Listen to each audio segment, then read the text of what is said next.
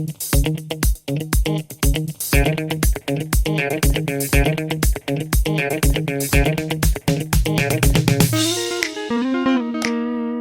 guys, welcome back to another video. I am again here out in the wild, 5 or 10 minutes away from civilization, going to the bakery to get some bread, provide for my family. If you want to help me, subscribe. Don't send this video to others.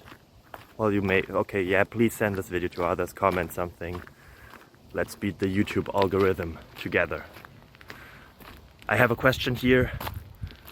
You saw it probably in the title, in the thumbnail, and the answer will be found very, very soon.